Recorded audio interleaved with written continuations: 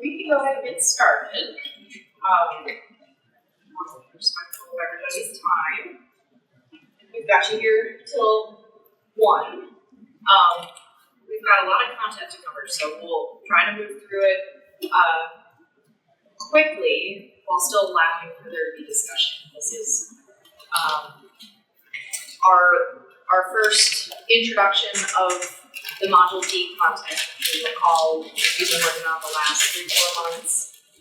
These are a lot of the design standards. So whereas before we were reviewing and working on the zoning districts, these are all the supplemental standards that feed into those districts and really form the core of the UDO. So today, what I'd like to do is walk you through the specific content changes for each of the articles. We've got parking and loading, landscaping and buffering, signage, open space, and then stormwater. There's not been a whole lot of change to content for stormwater, so we won't spend much time on that at all. But we had a pretty robust discussion yesterday afternoon with our technical advisory committee members, took a full 2 hours. Good discussion, but again, the goal here is to highlight kind of the core content changes or new content additions. And then when you all have the articles in front of you starting tomorrow, you'll be able to dig in and see where some other minor changes have been made. I want to highlight the things that I noticed. I also want to go through briefly with you some of the changes to the zoning districts that have been made since our last interaction and based on the feedback that you all provided, the planning commission provided, our technical advisory committee, and public provided. So just to run down, and I should say you'll also receive a memo that summarizes specific changes to each of the zoning districts more completely. This is just kind of a 30,000 foot level of what's been changed, but that memo will come along with those articles as well. So in looking through the comments and kind of reviewing the districts with the fresh eyes, we decided to expand the application. We're allowing for multiple principal uses, multiple accessory uses in more of the districts to kind of expand where you might have the need or the desire to have multiple buildings, multiple uses, so just making that more vibrant. We've also expanded conservation development. We'll get into that conservation development option here in Article 16.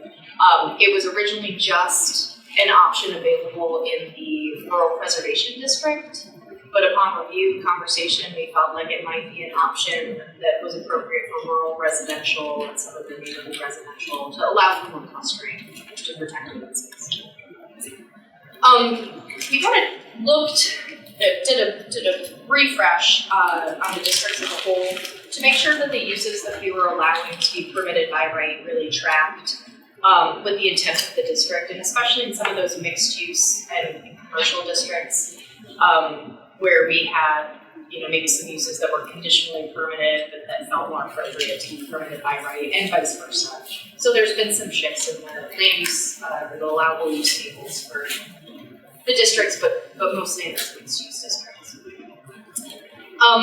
Through conversation really internally and as part of the conversation around Module D content, we recognized that there was probably a need to differentiate between a drive-through and a drive-up, where you just have a window versus multiple bays.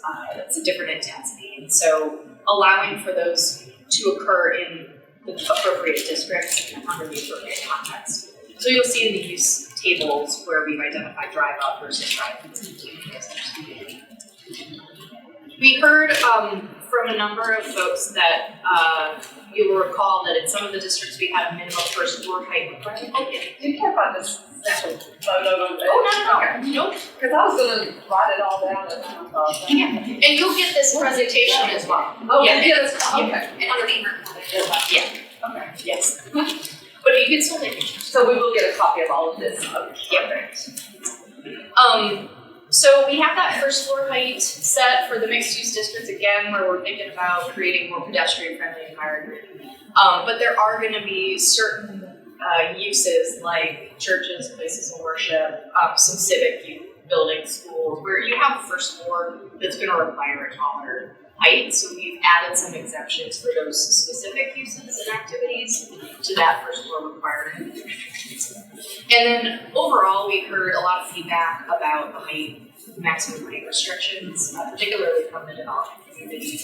And so we've adjusted building height in a number of the residential and mixed-use districts to respond to some of that feedback, and just the realities in terms of multi-story buildings and what maximum height is going to be most appropriate there. And then overall, there have been some really minor adjustments, primarily to setbacks. There were a few of the residential districts that had a minimum setback requirement, but then between two lots, we allowed kind of a variation that just had a total 15 feet. And we got some strong feedback that wasn't liked so much, so we just went back to creating a 5-foot setback that would apply from the property boundary of those lots. And you'll see that adjustment in the residential district. So pushback from here. I believe it was the development community. They weren't liking that too much. So basically what you're saying is 5-foot setback from the property line, which means the house is technically 10 feet wide. Correct. Yeah, and before it was what we were trying to allow for was maybe some variation in the development pattern, that you had to maintain at least 15 feet between two structures, but that could mean that the setback on one property was 3 feet, but then the other property would have a larger setback. And I think the feedback was they just didn't like the uncertainty of you build a house closer to the property boundary and then you've automatically forced the neighboring property into a larger setback. I think in some of our older subdivisions, that's not a problem. The very Right, setback. because the contour of the property, and I know in one subdivision in Knox Road, it's a harvest plantation. I know there are several homes that, because it's not flat. Right. The contour of the property, one house was right there on the property line, but then the next one was set back because it laid. It had to be, yeah. Right. Yeah. And again, that this doesn't include that because we're just setting a minimum setback. So we're saying at the very least you have to build. But physically, could you get any closer than 10 feet? I mean, if the 10 foot's on paper, but I mean physically, you can't put it any closer than 10 feet. Or you can start fire regulations. Fire rate wall. So fire regulation requires a minimum of 10 feet. Without fire rate. Unless you build to code where you have a shared wall. Without fire rate. You could build closer, you could just have the rate. Yeah. But if you got closer, you might as well be talking about town over condo, and then they would share a wall. But for single family residential, a minimum of 10 feet. Yes.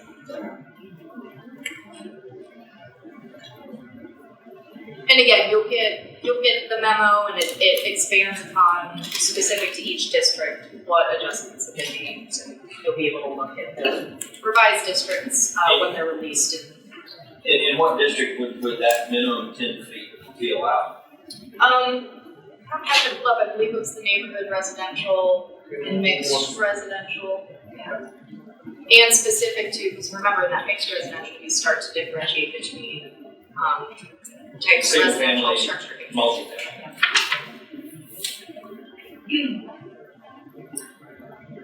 All right, so I'll be stepping through each article. You'll see on the slides as I go through the content changes. We've got some questions at the bottom.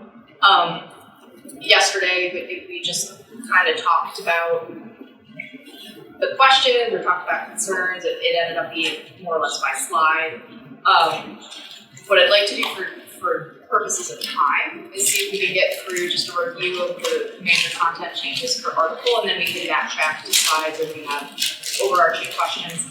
But just so you know, these questions correspond to the survey that will get sent and correlates to each article. And so these are the types of feedback that we'll be looking for as you review these articles. Obviously, you'll be able to comment on anything you wish, but again, these are the larger changes. So probably the biggest change in parking is that we have incorporated parking maximums for uses. Most uses, not every use has a parking maximum, but that becomes an option. You've got a minimum, and then the idea is that we would cap parking so you're not overbuilding a property, overpaying a property, contributing to stormwater runoff. There are options where a developer would like to come in and exceed the parking maximum. There are some incentives and ways in which they might do that, but require permeable pavers or an alternate design. But this is a tool that's used in a lot of communities. It's become a best practice in places across the country, and it just kind of allows the county to maybe moderate the extensive parking requirements that historically were relied on in the ones. Now we're creating clear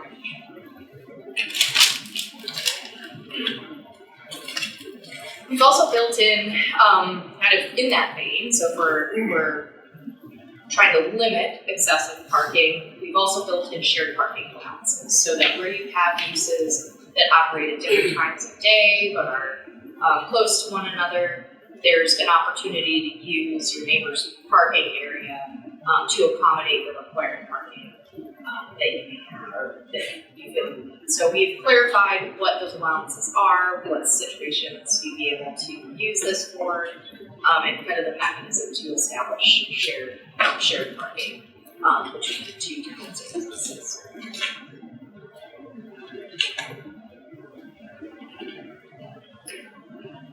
To further incentivize limited parking, or limiting parking where it's unnecessary, we've offered some parking reduction incentives that developers can select from. So this list is what we've included in the regulations today, but we're interested in hearing if there are other incentives that you feel would be a benefit or that we should consider.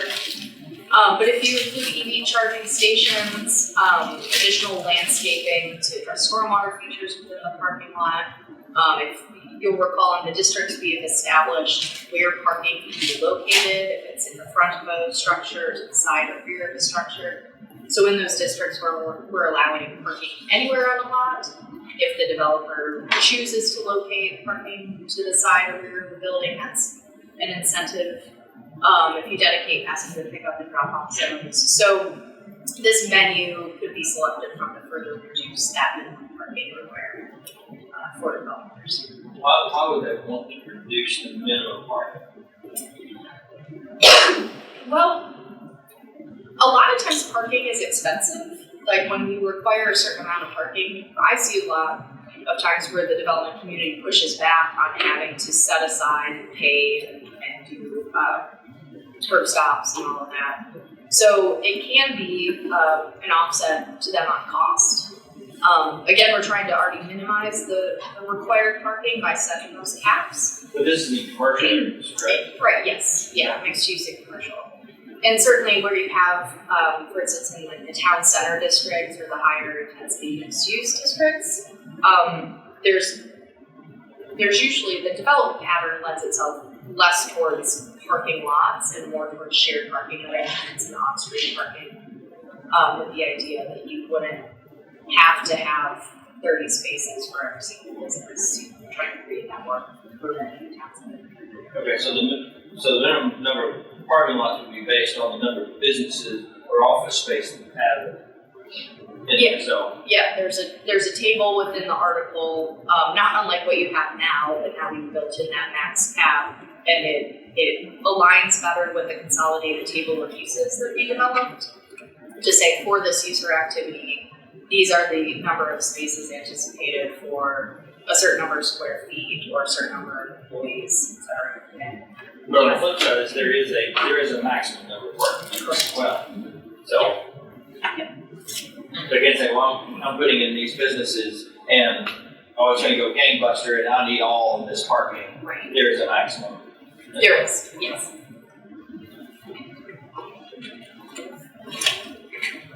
One thing that the code does not really have today are clear off-street loading requirements. So this is a section that we have built into the UDO to address those uses where you're going to need parking, loading areas, and appropriate circulation on a site to accept deliveries. You'll see for multifamily developments, we've established where you would have a moving van or a moving truck available and not impacting the parking or the circulation on the site.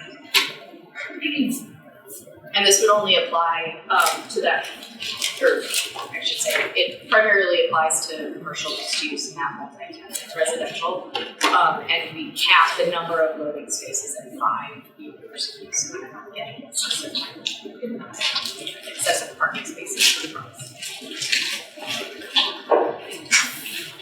We've introduced bicycle parking requirements in certain districts and for certain uses. Again, with an eye towards those districts and activities within the district that are going to really support a bike ped multimodal environment. So these don't apply universally. We were really trying to target where this requirement would be most appropriate to support that walkable environment.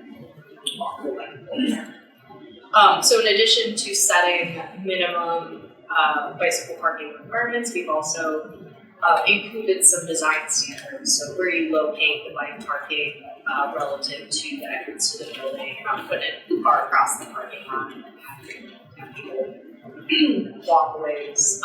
Some very simple design standards, how you secure the bicycle parking path, and making sure that it's placed that doesn't obstruct site circulation.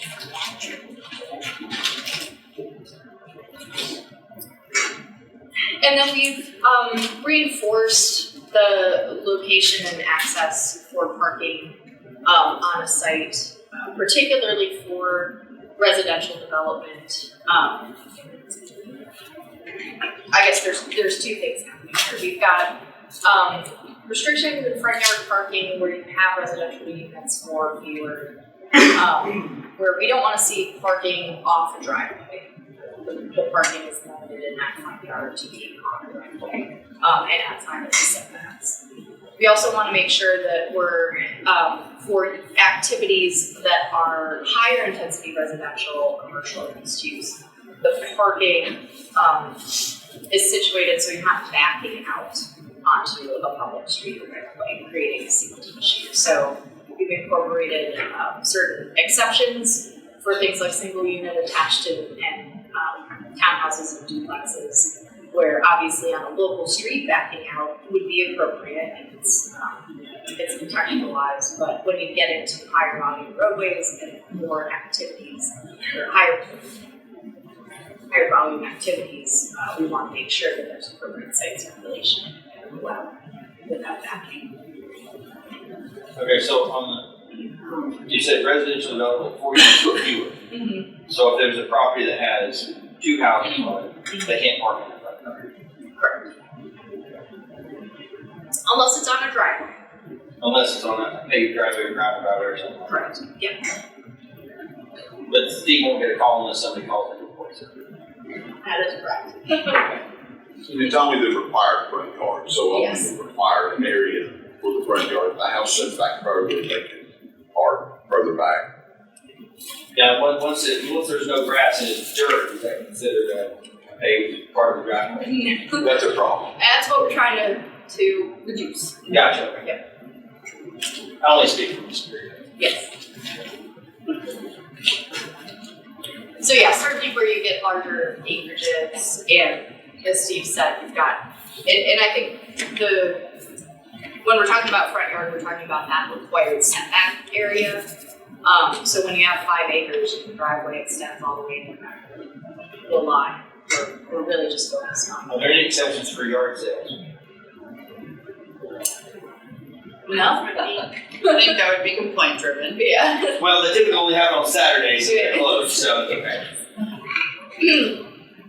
I mean, I don't think that we would want to regulate or restrict that for temporary activities, but I'll make a note too. We do love a good yard sale. I know, right? Well, in going through, before you there, well, there's a 9-mile yard sale that goes right through Gibbs, so, you know. People are pulling off ditches, hazard lots, and. We'll just have to put signs like no parking in the yard.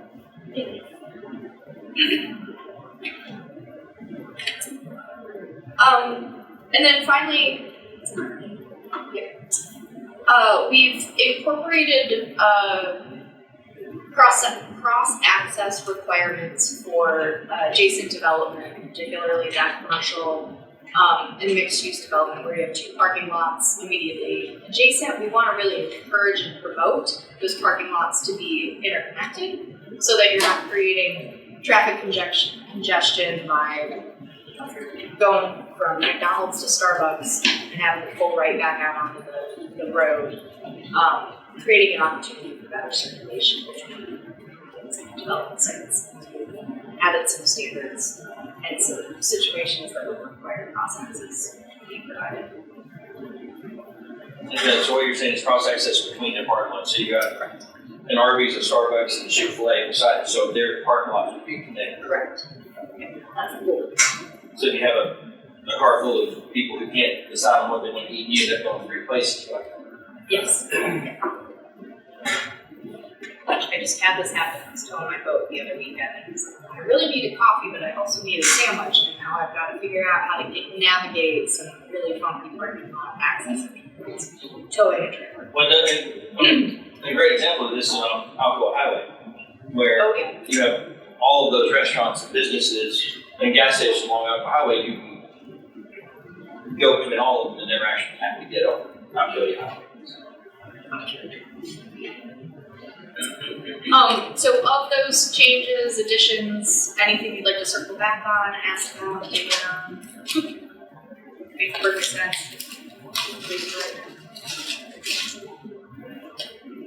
We'll move on to landscaping, buffering.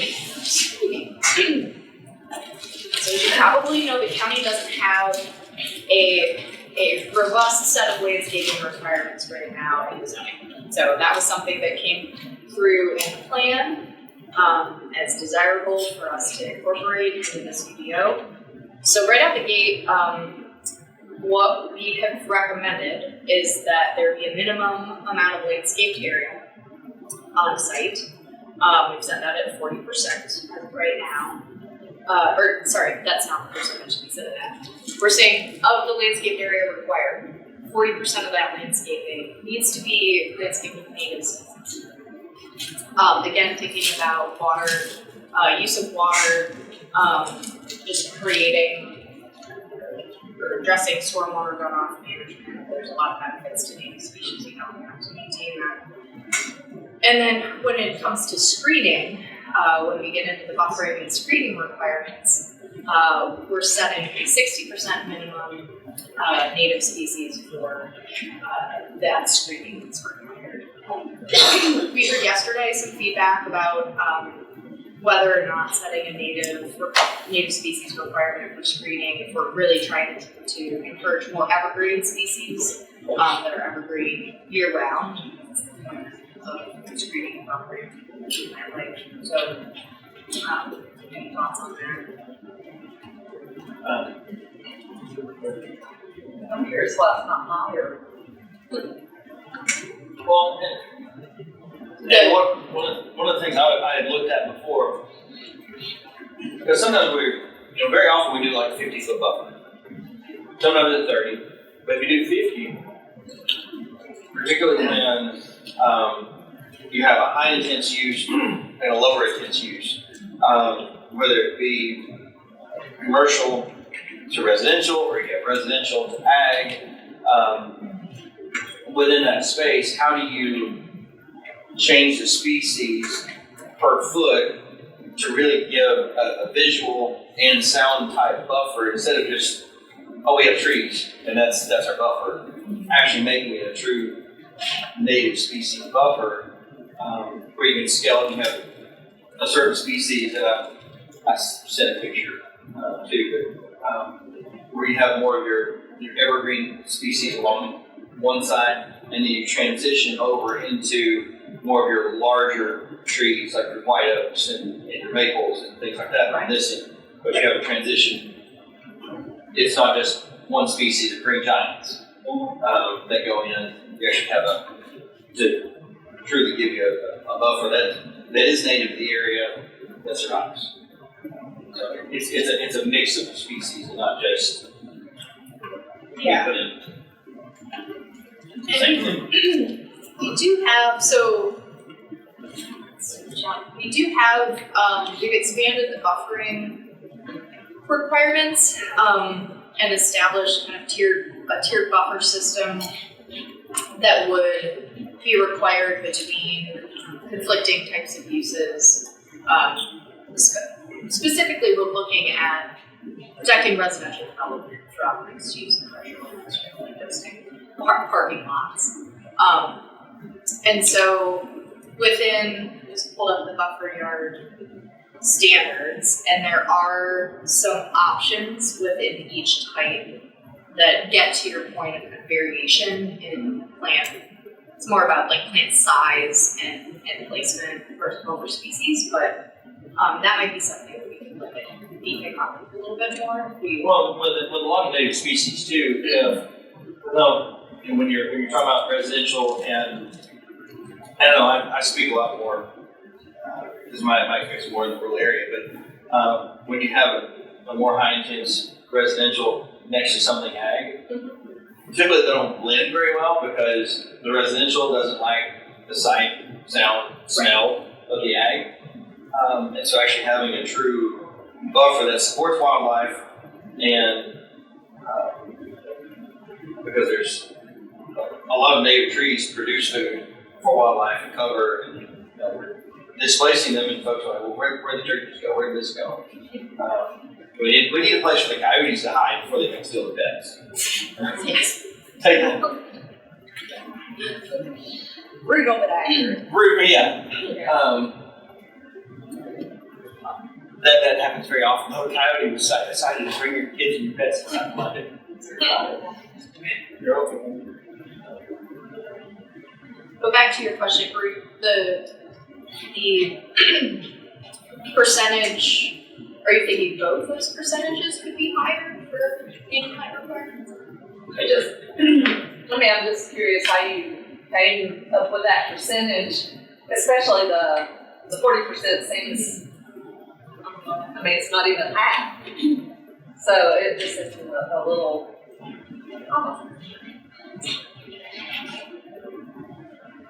Well, typically native species are native for a reason. They're adapted to the area and they intend to survive. Yeah. With low maintenance upkeep. What's the most commonly used tree or shrub that's used here, native or not, just most kinds of rapid pears and, I don't think. Yeah. Typically the green giants or the emerald greens, those type evergreen plants.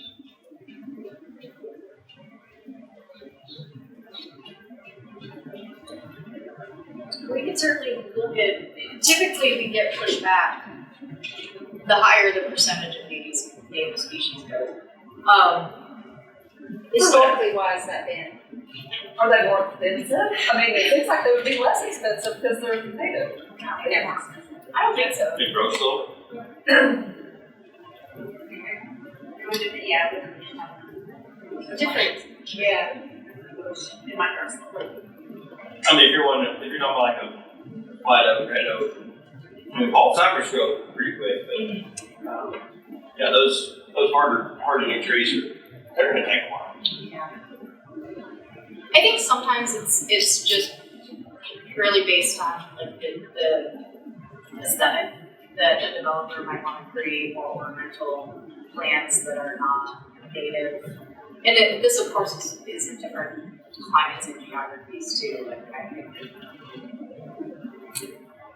Kentucky bluegrass is a non-native grass species in the Intermountain West, but everybody wants a Kentucky bluegrass front yard. And And so there's a lot of pushback, like, well, somebody's not gonna buy this house if there's not a grassy yard. So that type of thing, but I don't, here it feels like a much better climate.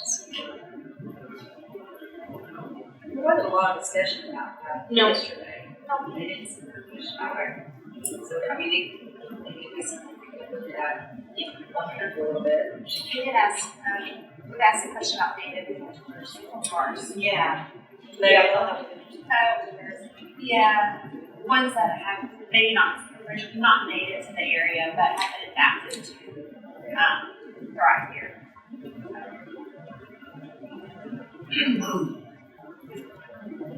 So I took that as a question. Just to maybe expand the native list to other things. Because Lee Rumble and I had a discussion, because he's an arborist with Extension.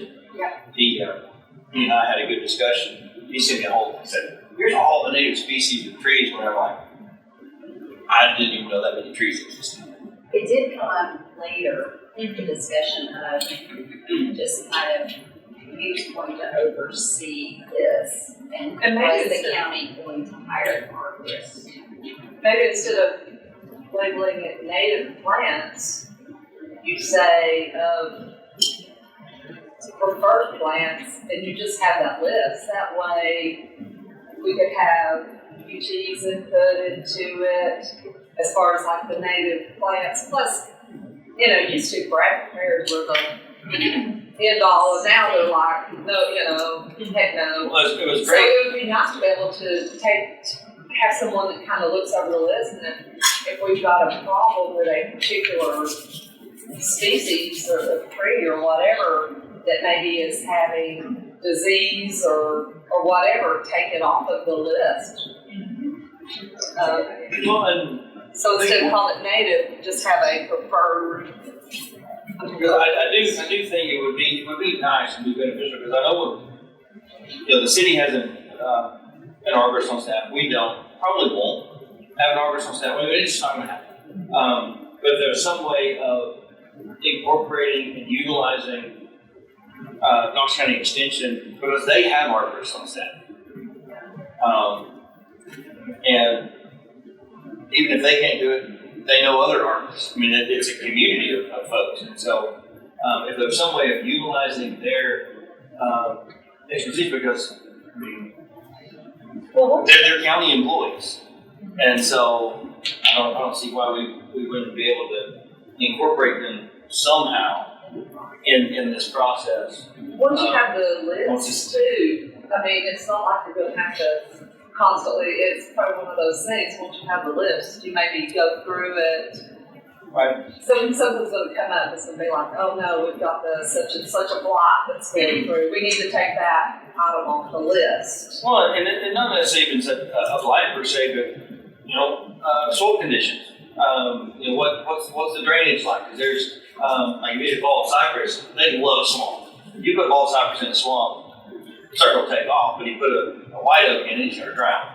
And so different conditions, but having I guess somebody with an expert in the field, just in the process. I mean, not necessarily in this process right now, but later on, once this is adopted and implementing these things, just have some sort of input. Yeah. And route for them to participate. I will say, and I'm trying not to chime in here, but one of the proposals or the comments that we do have in this round is to look at UT's ag extension list of native species and kind of using that. So that's kind of in line. I think to add to that, a lot of our native trees are deciduous, so you don't get a lot of screening in the wintertime when the leaves are off. So I think that 40-60 is aimed geared towards screening versus landscaping.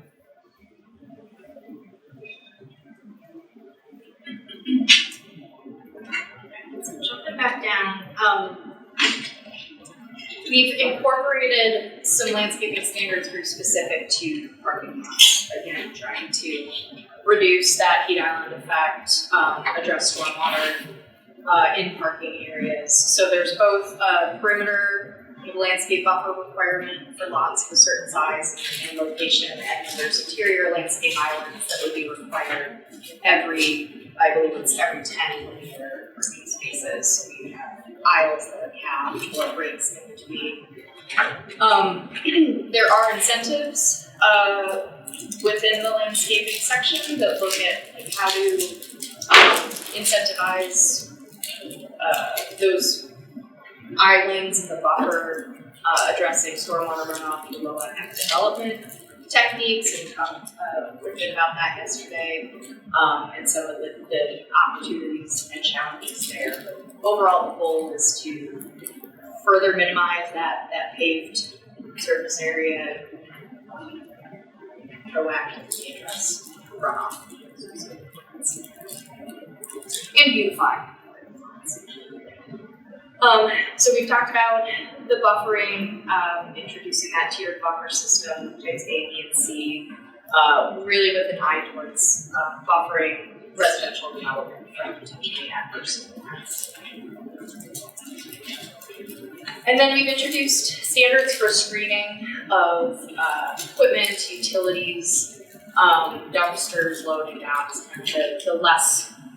the less ideal things that are necessary, but you might not want to look at, particularly if you have a residential neighborhood next to these types of equipment. So there's screening requirements from the right of way as well as adjacent residential uses, and standards in terms of how you meet those screening requirements. And there's also screening specific to where you have ground mounted versus roof mounted equipment and what those options would be to screen.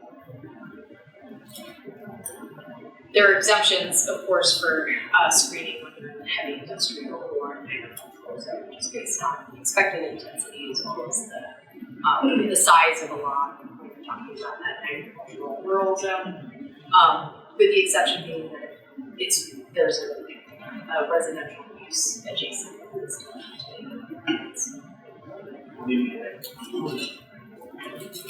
Unless adjacent to residential.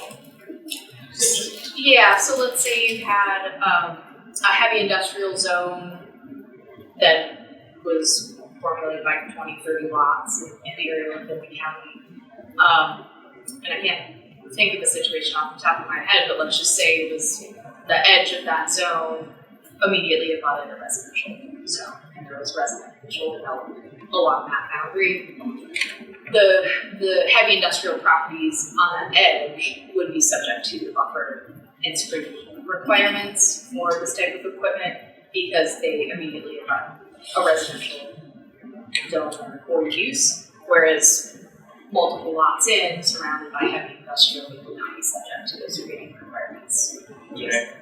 And then the agricultural rural zone. Mm-hmm. Same situation, but if you had a agricultural rural lot and it was immediately adjacent to a residential development, you would be subject to the screening from the residential looking onto the agricultural rural lot. So who would be responsible for the buffer?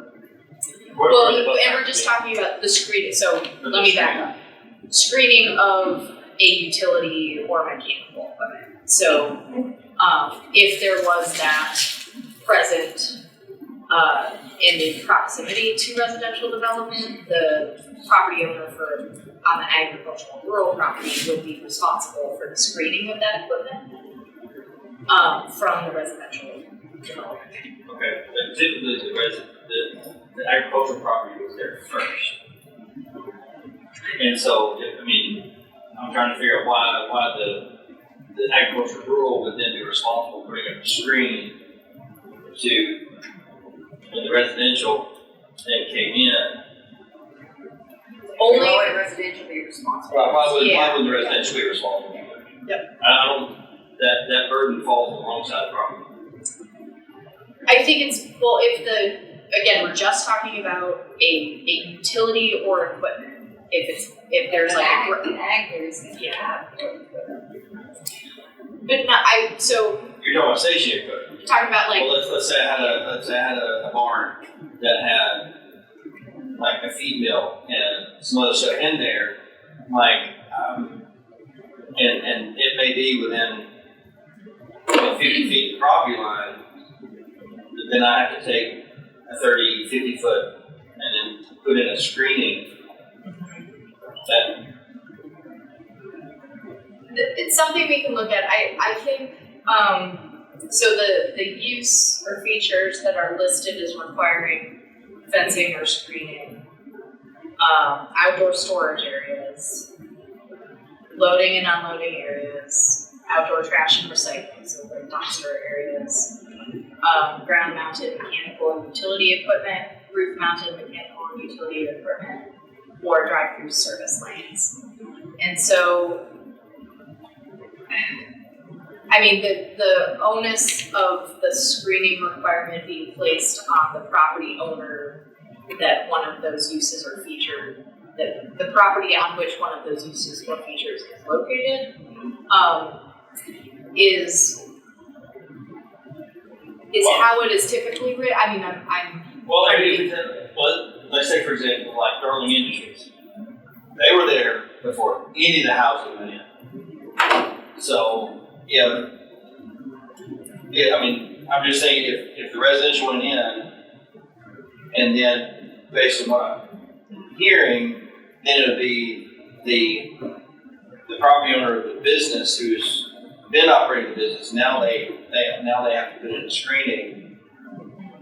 Well, this would just be for new development, correct? I mean, yes, you're not gonna make, so if he's storing silage yes. within 10 foot of the fence and there's a house on the other side, but you're not gonna come in and make him do it now. It's just if he decides to build a silage storage. To your point out there on Darling, I don't think in this situation we would retroactively go back and make the on. So that's what I was wondering. So if somebody came in and like right on the other side of our property line, you know, so let's say we have manure storage and something else, and we're running heavy equipment, and they come in and they put housing in, then am I now required to put in a screen? Yeah. That's not what I envisioned it to be. No. Okay. I think we would never go retroactive. It would be forward. Right. Yeah. But we can look at how to make that abundantly It would be clear. It's just one of those things too, because that it's worth looking at of what's appropriate beside each other. Yeah. Because if you did have something with mechanical loadout, storage building, whatever, is it appropriate for that residential to be right next to it? Because if you're not going to retroactively expect that buffer, that screen, and then you're not going to require the residential development to put in that buffer screen on their side, Right. there will be conflict. And it's not going to be pleasant for either party.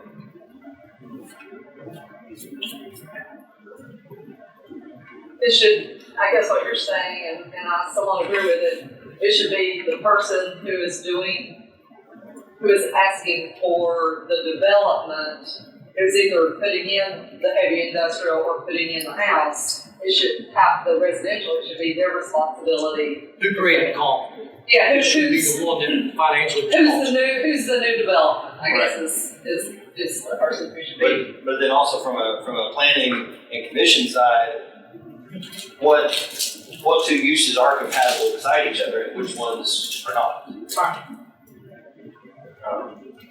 Because if you had a rural ag and they had grain storage and they were having semi trucks come in to load in, load out, and you put a residential right beside it, well, that load in, load out may happen at 5 a.m. There's going to be some conflict. So. What do you guys think about residential to residential? Residential to residential. Big different types of residential. You need a buffer there. Or even not different types of residential, just say a new, maybe if there's a subdivision and a new subdivision coming Yeah, that's more what I was getting at. I think the kind of way I've looked at it is, well, their backyards are butting up against each other. When, like, say for example, Marybeth Acres down on Rutledge Pike or Roberts Road, they bought the houses overlooking a field. Well, they expected in their backyard was gonna be a field, and now it's gonna be more housing. And so should there be a screen there? In those situations, I think there should be some screening. It doesn't have to be 30-foot buffer, but should some screening for privacy. Maybe There's a reason they bought those edge locks to begin with. We've debated that internally, so we kind of. I And debated like, so should it be, the developer of that new subdivision decides what screening to put in, or do you leave it up to the homeowner to decide what they want to plant? I think it should be. I think sometimes you leave it up to the homeowner, but it never gets done. Yeah, I think it should be consistent, maybe like at least a 10-foot, like a tree, some kind of evergreens or something, some kind of a small buffer between subdivisions, because there are different characteristics within subdivisions too. Well, sometimes it's My a different subdivision building. is all retired. I mean, I'm the youngest person in my subdivision, so, Totally different home. You have, And then- you have higher and then income, if you have children on the other, levels. I think it's good to have, because there are different flavors, different characteristics.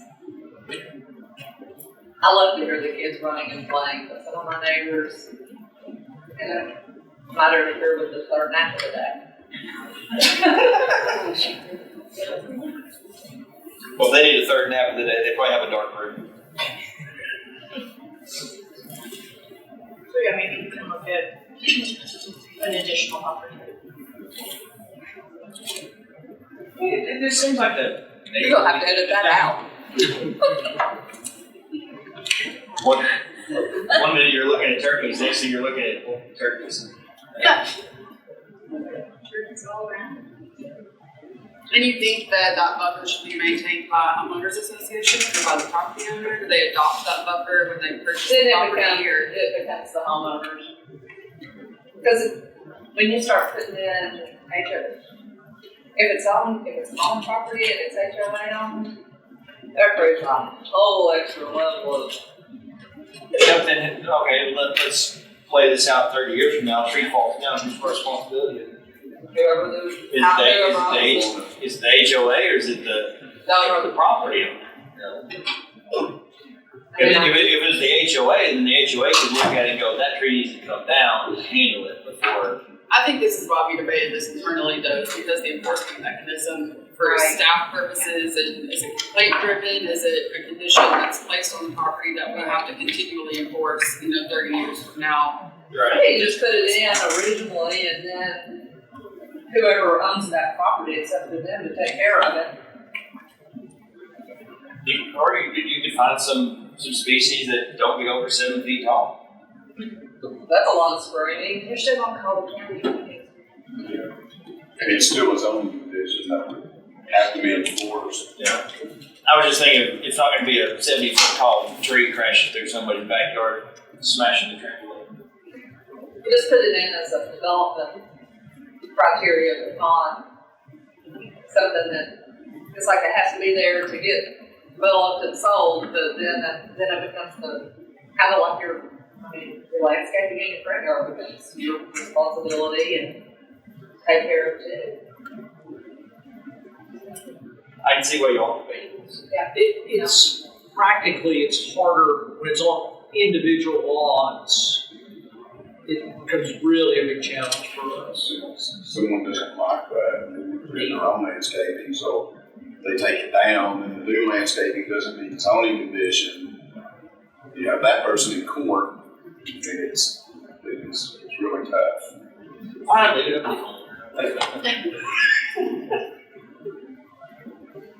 It's easier when it's the HOA In a common. in a common. I agree, it's a good thing in principle, but in practice, it's extremely hard for us to manage. Okay. And we can do it, but there's going to be some hurdles and some things that we're going to have to do to go. Okay, then how do we approach it? Because what I'm envisioning is you've got a backyard and a backyard. Everybody has a fence.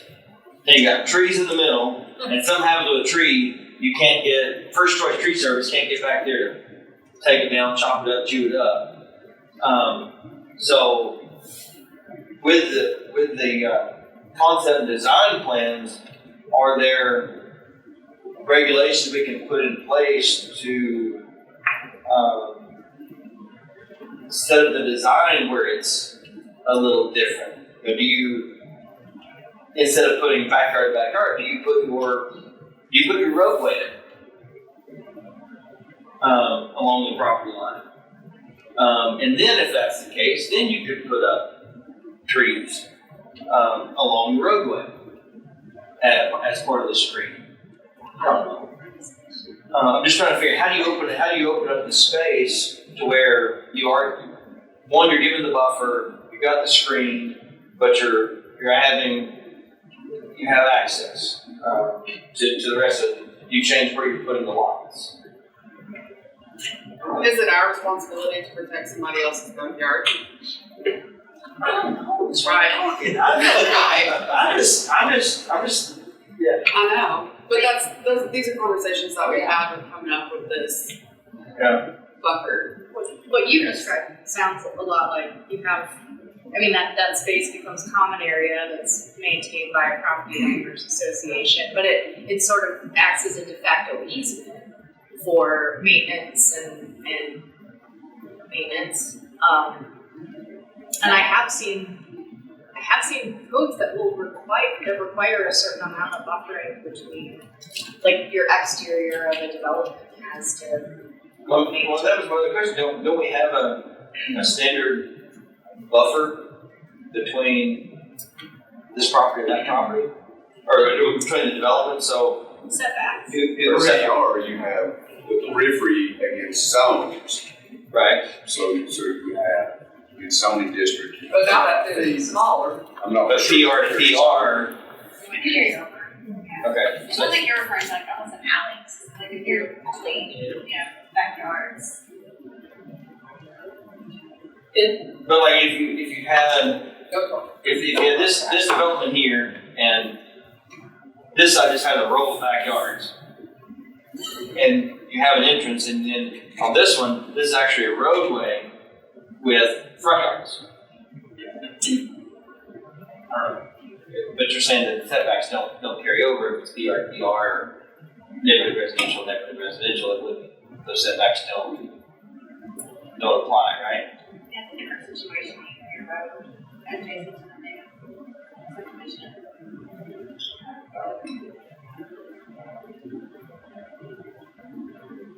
So if you had the houses, instead of being external to the road, they were internal to the road.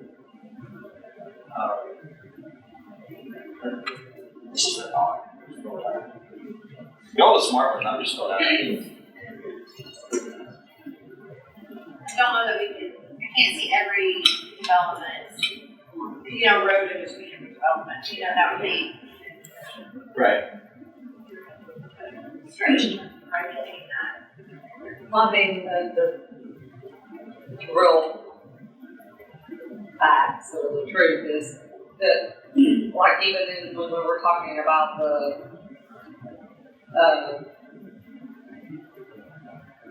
shopping center type things and having so many trees and having this in the island or that in the island, you check it when it's built and you count the number of islands and trees. But I can go down Kingston Pike and show you where they've gone back and later taken out the islands, or they cut down all of the shrubs and the trees, and it was required to get it in originally, but then 2 or 3 years down the road, they come in and they do, we just approved a sign a month or two ago where they came in and took down what was originally approved and put something else up. And that's going to happen in the yards and things like that. I think the development plans are when it's originally developed. And it's not really the county's responsibility to continue to drive through a shopping center or a subdivision and count and make sure there's no trees missing or there's no bushes missing. That's what it takes to get it there.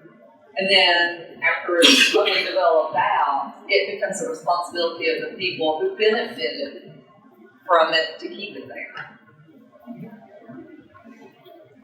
That's just, I mean, that's the realistic. I mean, you don't see people out in the countries, do you? Don't now. Yeah. I think that's the challenge, they have limited resources. Right. They have limited resources. To your point, we do for bond release. But after it's over, you don't ever go back. So, I mean, I think it's the same thing with the buffer. It's like you put it in the backyard, it becomes part of the person's backyard, and it becomes their tree and their issue to keep up. Tammy, our chief zoning officer, worked in Sarasota, Florida, in a city where population is less. They had 7 zoning inspectors to keep up the landscaping. We got to, so that's the world we live in.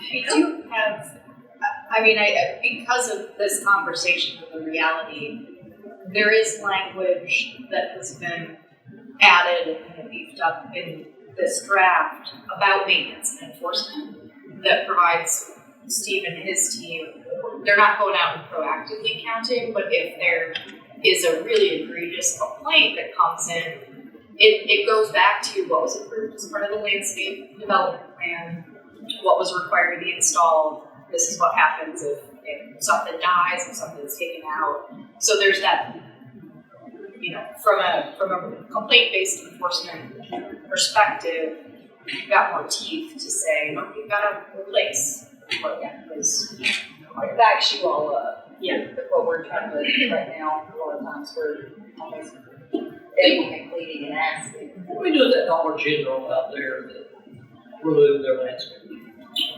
We had 2. One, we successfully got on put back. We went to Millertown and Ellistown. The one at Roberts Road and Rutledge Pine. The landscaping's there is just overgrown with weeds and kudzu. So it's there, so it's not been maintained. So violations are in my district. Yeah. One people were successful in getting it. So you got to put back at Millertown and Ellis. Ellistown. The Roberts Road is there. But I mean, that happens. That one's a little shady anyway. Put the buffers there. So it's grown. I think, The buffers are on a hill. yeah, it's overgrown, I think. I think it depends on who the owner is. If you're dealing with a corporation in California versus a local, it's a little easier. Let's move on to talk about tree preservation. Tree preservation. Tree preservation. I second. So the proposal is to offer credits for preserving trees on a property, moving through development, with the goal being that we're trying to move away from just clear cutting, grading. It's a 2-to-1 credit for each preserved tree, but it's a kind of a tiered program based on the size of the tree, where you can increase that ratio to 3 for protection of a large tree species or other species. We've exempted some of the invasive species like Bradford pears, get credit for preserving those ones.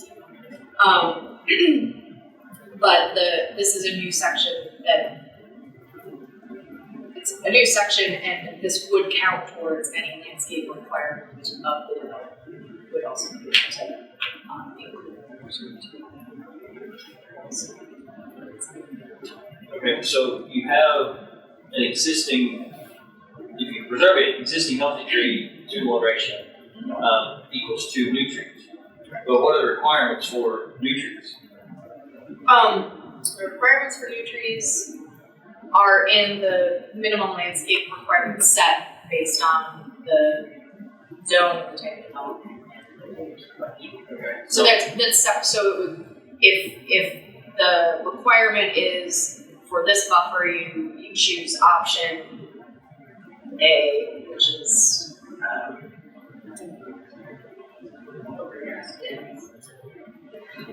if you we've got a type A buffer, you're developing commercial, or a commercial parcel adjacent to a residential neighborhood. So you've gotta have a minimum 15-foot width between, on your property, and you can have an offset row of canopy trees, with some hedge or a fence or wall berm, a combination of those, or, evergreen trees, 2 rows offsetting. And so if you say, well, I've got all these trees among this buffer strip already, I'm going to, as part of the plan, you identify what trees you're preserving, then you can reduce the number of trees required in the buffer based on the option you select. And that goes through development to where if you're clearing out the other trees ends up killing the tree that you were going to preserve, that 2-1 is now gone. That 2-1 would now be done, yes. Okay.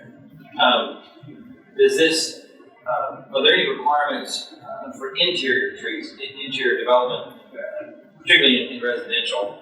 Are there any requirements for trees going in interior development? Like just in your Like neighborhood residential, rural residential, anything like that when you're putting it there?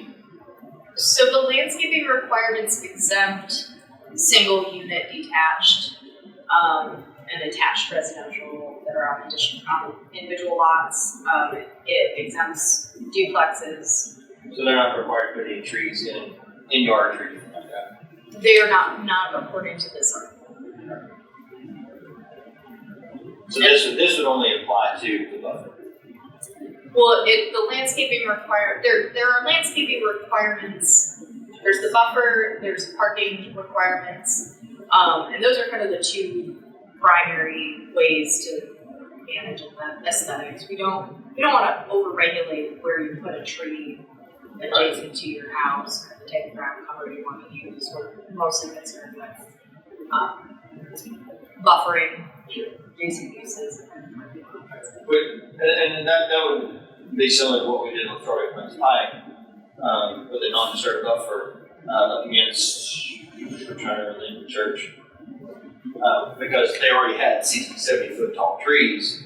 There's no, stock could have gone in there, dropped the property line, clear cut everything, and replanted, and it'd be 20, 30 years before you had everything that tall and dense. So is this incentivizing versus requiring a clear? The tree preservation credit, yes, it's that's the intent. But if you choose to clear cut, then you are subject to the replanting requirements and those buffer standards, and you have to put it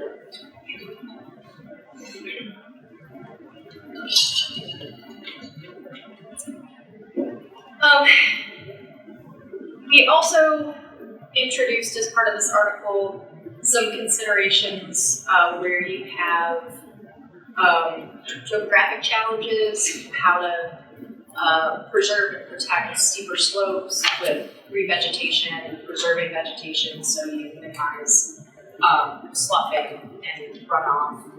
And then the county obviously has a lot of karst geology, and we have some standards in the landscaping on how to preserve and protect those features, and how landscaping can, I guess, support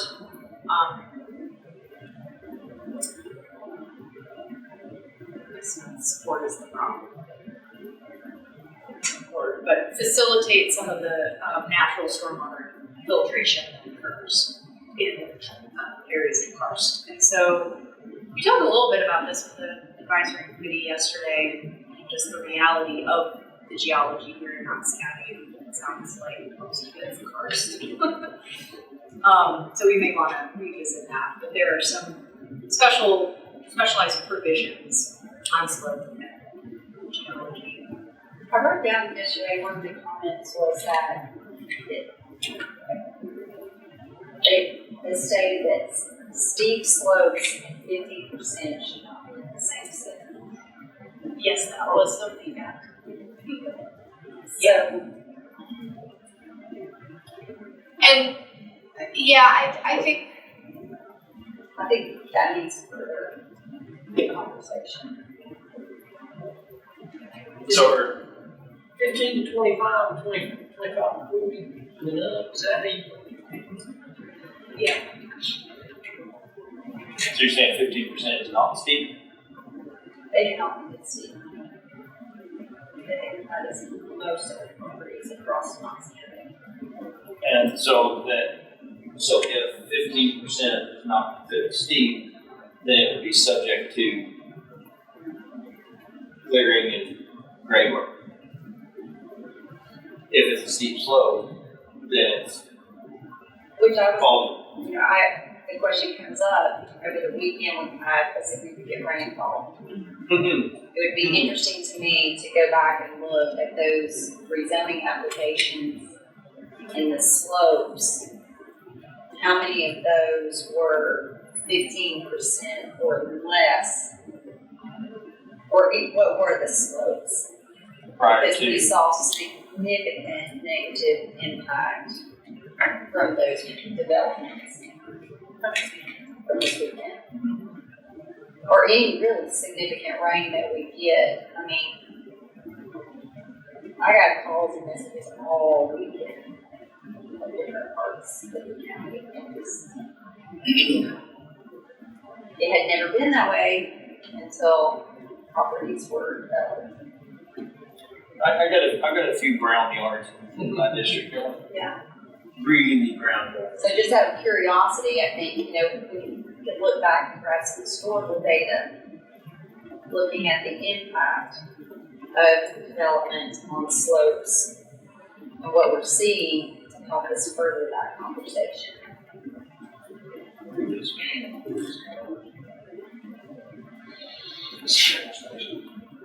and I think that, so this section integrates with content in Article 16 that addresses development and disturbance on a hillside. And that's the under 15%, 15 to 25, or under 15%, 15 to 25, 25 to 40, and over 40. And there are different thresholds of disturbance that are allowed based on the slope.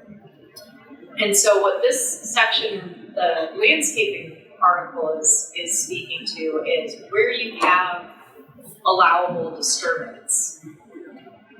There's prioritization given to revegetation of that slope upon disturbance so that you don't get, in a rain event, half the hillside washing down. You want to revegetate it so that it's stabilized. But the problem is, even when we revegetate it, we It's still still- see the impact. It's the disturbance that causes the impact.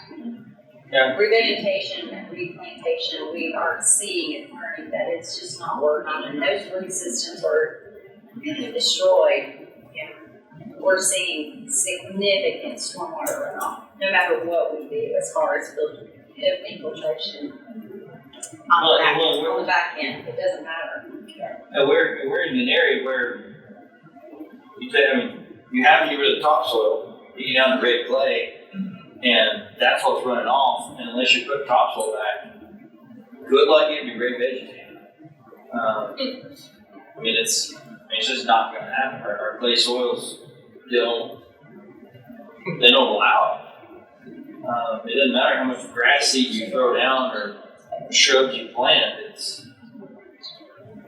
You can take the burlap off the root ball of whatever shrub, and 10 years from now, that root ball is going to stay the same size because the clay held it in. Further into Allison's presentation, you talked about open space, and I think we again start getting into some of those. The things that Commissioner Frazier, you're talking about is restricting how much area they can see. Which is a departure of what we do today, but I think that's something that would potentially benefit those situations that we saw. I think what we're seeing now, you've got concept plans that just basically say, okay, we're taking everything out from here to here, then we're going to build out and put in. And fine if it's flat, but when it's not, you're just taking everything off of it, and then you're gonna come in and pay to put it in lots. It's gonna happen this weekend. And I do agree with that, gentleman. 15% is not, I don't consider that steep. I mean, I look at things like when we regrade somebody's yard on a road, you can essentially, on a ride mower, you can ride it's 25% slope. But any steeper than that, it's really challenging. So I think 15 is pretty relatively flat in the sense of our topography around here, that you get control from that. At 25 and up, yeah, it's a So challenge. you think that percentage needs to maybe be reanalyzed? I think it's something we need to consider a little more. We do need a definition though. Yeah, that's what I don't It's that bottom percentages. Can't just say steep slopes. Right. That just doesn't- Yeah. Because your idea of a steep slope, my idea of a steep slope, maybe with a different. So you're thinking somewhere 20-25% maybe? It becomes a challenge to maintain it. I mean, most people, 15% slope is a 6-to-1. So, I mean, 6-to-1 is a relatively flat slope that somebody can use a ride lawnmower and not have really they don't feel uncomfortable. If you're on a 3-to-1, you're not really comfortable. But to argue that point, like Steve pulled up Cannon Station. No, I think the yellow is 45 to 40, and I think the red is 40 plus. The green is, Greater than 50%. the So green maybe is you're 25%. 15 IS. Yeah. I almost think that the comment yesterday at the reaction was, we shouldn't be, for this slide, it shouldn't say steep slopes. Right. It should say revegetation of slopes greater than 15% prioritized or incentivized. And we're looking at minimizing disturbance in that in Article 6. So I'll delete that from next conversation. The correlation between words.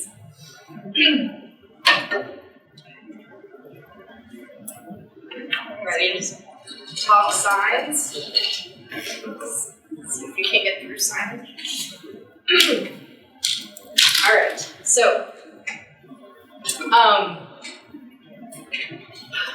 the biggest change, or the most noticeable change to this article or to the content on signs regulations is just how we've organized Article 15.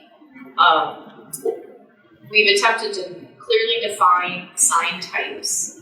Each sign type has a definition, precedent imagery, or diagrams showing what we mean when we say pole sign versus monument sign versus community sign. It establishes design standards specific to that sign type, so how many square footage a sign face might have. It's also tied to the districts that particular sign type would be allowed in. So from an organizational standpoint, we believe it's much clearer that we'll be able to read it and say, all right, I'm located in a rural residential zone. These are the sign types that are permissible. Here's the size and scale and location that I have to be mindful of, and be able to work through it in a much more logical fashion. Obviously, the types allowed in residential districts are going to be much more curtailed, whereas in commercial, industrial mixed-use district, more types of signage is allowed, more square footage.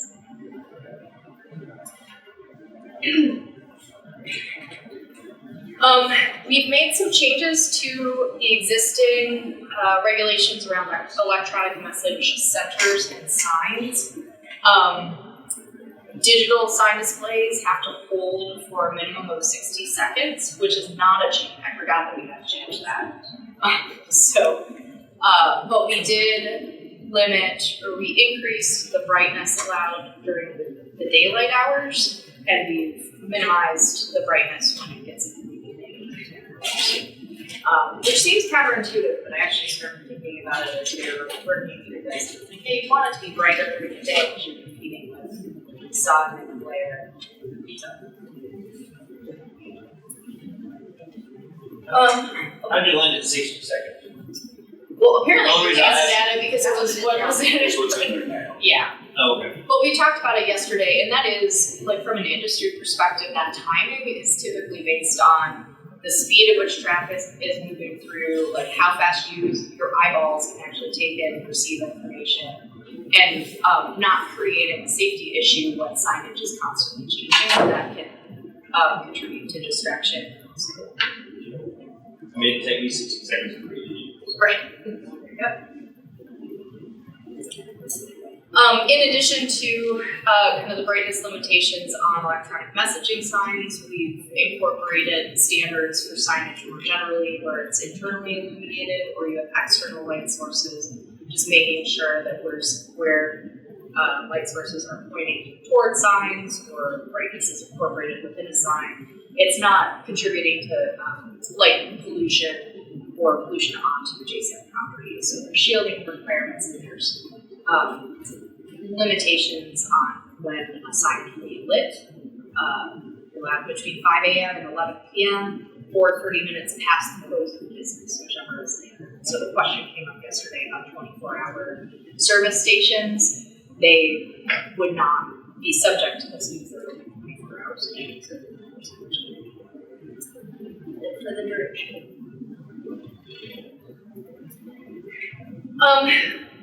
Since we're really trying to promote better mixed-use development, mix of uses, the likelihood that we're going to have more multi-tenant sites and structures is a reality, and so we made some modifications to master sign plans when they would be required, kind of the context that they would be required in.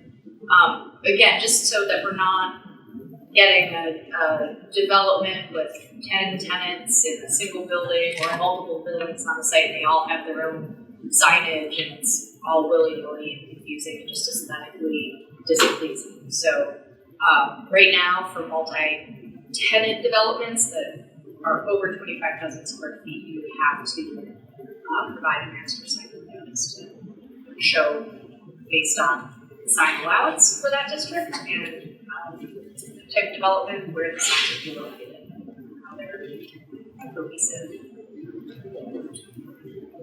And as of right now, we have a requirement that a sign may be reviewed by the planning commission. So, feedback on it. We've created, again, with that reorganization, we've created a greater distinction between monument and pole signs. So that they're more clearly defined and where they would be allowed, the districts as well as the placement on site is better defined for each of those sign types. So monument signs are going to be those that are much lower to the ground. You have the base of the sign not exceeding 12 inches off the ground. And pole signs are allowed to be much taller with some variation in the size of the sign, both maximum height and area, based on its location along the neighborhood.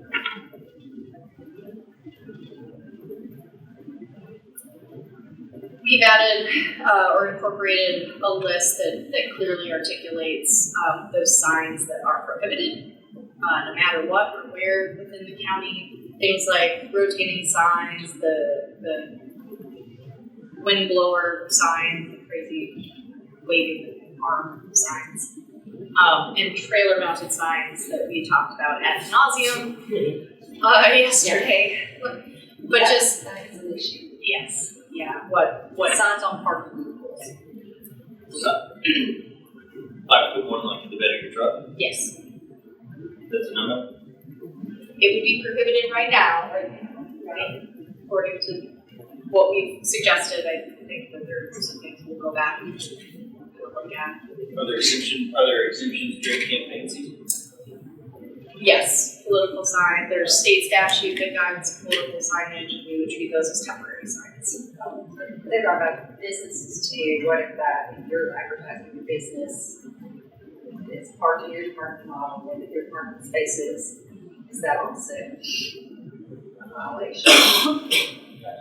Well, for anybody that's been to Vegas, I mean, they have vehicles that have just advertising. We could have used you yesterday, because I was like, no, you bolt them to the back of your flatbed, and like, people are driving and parking, like getting around your maximum sign requirements. 'Cause Right. They're saying it's a vehicle. Yeah. That's only for vehicles parked. Only for vehicles parked, yes. Obviously, we're not in the business of regulating moving vehicles.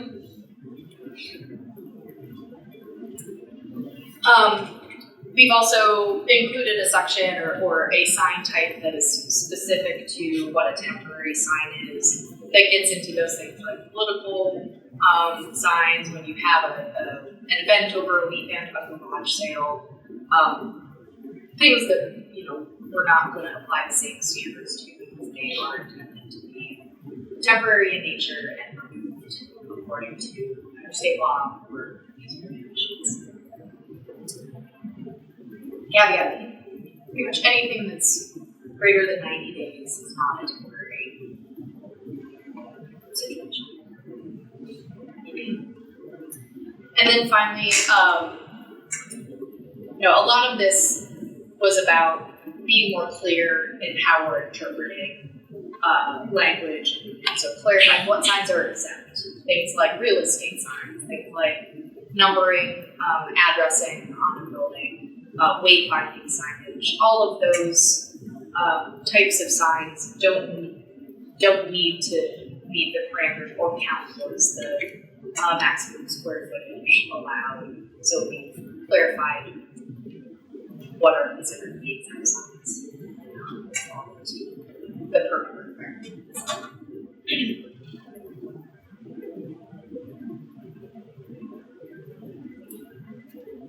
Anything you want to revisit on signs? That was a much easier conversation than if we spent an hour talking about vehicles. Okay, so Article 16.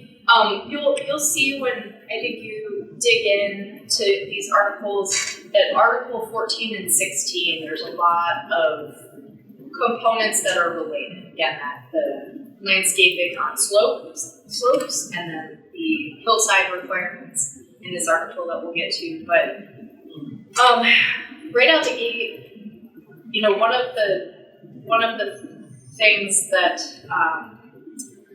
we've built into this article is establishing a minimum open space requirement for certain scales and types of development. And again, it goes back to what the community expressed in the planning process, the desire to create complete communities that serve the residents. So when you're thinking about subdivisions where you have more than a couple of lots, you're serving a larger base of residents, and certainly multi-family development. You want to make sure that there's recreation space, open space, usable space to serve those residents, especially where they're not close to an existing park or recreation center.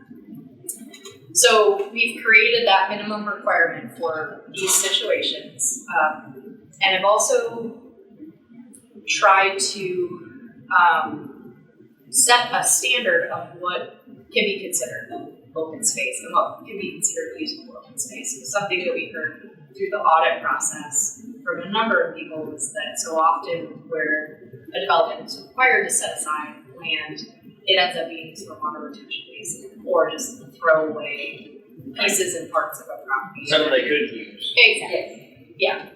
So with an eye towards that, where open space is required, we've created a tiered classification system. So there are 4 types of open space defined by the system. You have your primary land, which are those lands that are going to be most sensitive areas. So floodplain, your steep slopes, wetland areas, and there are a couple of other, if you have this condition on your property, it's an area that already needs protection and is considered not to be developable. So those primary open spaces are non-negotiable, they just get set aside in open space and count towards whatever the requirement is. Secondary open spaces are those important features where you have Like, before primary. you heard, you said are included in the requirements, maybe? Yes, so if you, the way that it's set up is, there's a required percentage of open space for, multifamily mixed residential. And that open space can be a mix of, primary and secondary or usable and amenity space. With the idea that in your, that you may, so working between screens.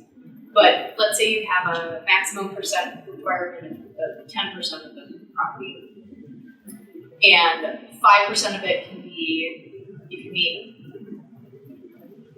5% with your primary or secondary open space and 5% with your usable or amenity space.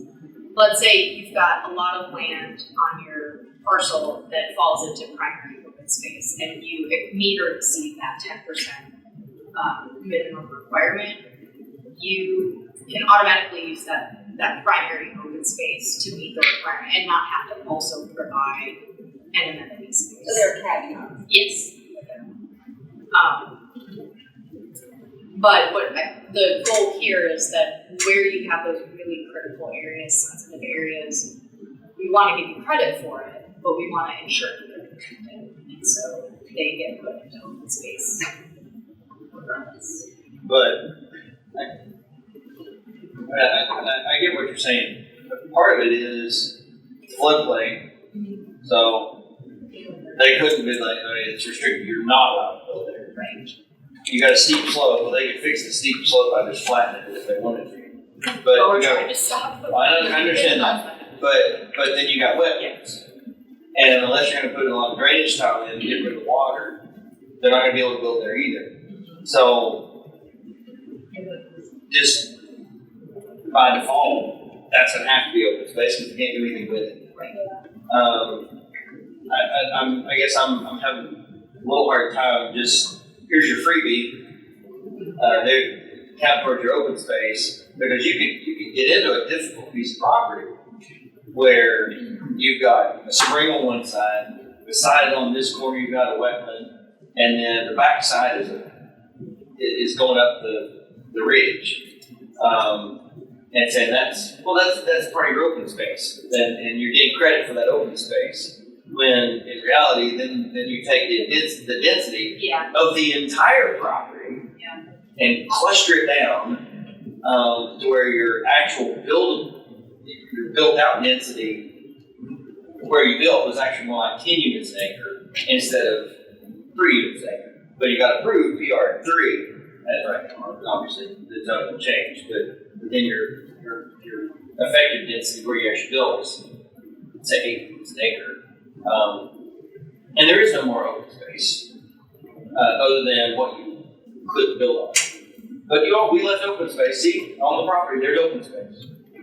Well, so the classification system ties also into the conservation development option that is part of this article. So the idea behind the conservation development and the requirement that you're setting aside anything that's considered primary open space is that where you do exceed the minimum required open space, you can select to do a conservation development and get additional yield for preserving and conserving a greater amount of open space. So higher density. Exactly. I think you're thinking of it from a density perspective. And This ordinance is going to go more towards development standards, so you're still going to have to meet a minimum lot size. So we really aren't going to harvest the density off those areas like we have in the past. You still got to have 5,000 square foot lot size. Depending on which zone. What zone district it is, whatever zone district it is. With secondary farmland soils, yesterday there was some discussion about soil maps. And I remember soil maps came up during discussion on the we advocated and felt that they were important, but I think the body voted to include. Well, I think, and sometimes if you're looking at it from a development perspective, sometimes soil maps, the good soils in an inconvenient location. But if you're wanting to, and I only know this because I just drive there in my backyard, but the one there on Roberts Road that's being built now, the prime farmland soil was closest to the road. The less desirable actual farmland soil was towards the back of the property, 78 acres, you take the first 20, and that's where the houses were going, that was where the crop corn was grown. But it, obviously from a development perspective, it would cost more in infrastructure to put the roads and the utilities and everything further back. And so it made it more cost effective to put the detention ponds right there along Roberts Road, which is the most beautiful thing to put along a little rural road is the detention ponds. The open space is left at that. So is this saying the soil maps will be part of the classification system? Or? So there had to be, in our mind, a basis for what we would consider to be prime. And so we reference the farmland soils later that's in the county's GIS. So did As the basis. So is there an incentive for preserving that land, or is it just gets counted towards your open space? So, yes to both. But for the more traditional development, you have a minimum open space requirement. You can, and you'll see there's a table that breaks out those percentages based on the zoning district to say what amount of your open space has to be usable or amenity space and what amount. If it exists, some lots aren't going to have primary, like any land that falls into that primary category. So then you could use the secondary category to accomplish. So you have flexibility in how you meet that overall minimum open space requirement. And that might be all you want to do. If you just meet that and develop in a traditional pattern. But where you might have primary or secondary features and want to protect more of it, then to Steve's point, there's this conservation development option where you are rewarded by additional yield.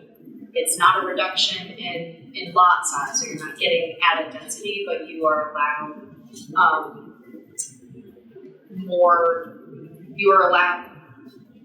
you're getting more yield for setting aside more open space, protecting more resource on site. But you're not getting a small lot size. You're not getting smaller lot size, but you are getting more lots for the conservation development option. Yeah, they're small. Your yield, my understanding of how it's written, is that the yield is based off of the underlying zoning Yes. district, and then say, for example, make it minimum 5,000 square foot lot. That is basically your yield. Okay. Okay. And then, you can go down to the lot size. Gotcha. And I think we said greenhouse, which is similar to what we already have in residential. Then, in this, with that open space, aside from the primary, where it's sensitive floodplain, steep slopes, wetlands, whatever, what do you leave it open? And what's the use of that open space? Well, Is it just owned by the HOA, and it's, if they decide to mow it, what happens to that open space? If you had 50 acres and you clustered the development on 15 acres of it, or 20 acres, what happens to the rest of it? I mean, for situations where it's in that primary category, most of that land would just remain in its natural state. I think that this question came up yesterday, and there are approved ownership and maintenance scenarios. One being a homeowners association, one being placing land in qualified land trust or with a conservation organization. One option is that the county takes ownership if the county agrees. So that would be like if the development provides 5 acres of usable open space that's recreation, that's ball field, that might be attractive to the county to take on and maintain ownership. So that is an option. And then I guess those are the 3 options. Well, I was just saying as far as like outside, because if farmland soils does play a factor in that, is that then open to other ag uses because of it was originally ag? Can it be used by, can it be leased out to? Could it be actively farmed? Could it still be actively farmed? That would be it's not a bad idea. We have a program for that in Or could it Montana. be, because obviously the density of the usable space was used, could that, obviously the development capacity of that open space is now gone. You're not building a house on it because you took the density that was allowed there and put it here. Is that something where it could be sectioned off and deed restriction or whatever and then sold for ag purposes? And then obviously it could never be, you're not going to build a house on it or anything else. It doesn't have to stay. I would like to see something though where it is deed restricted. In other words, they don't say, oh, we're gonna build our houses here on this 15 acres, we've got this other 35 acres.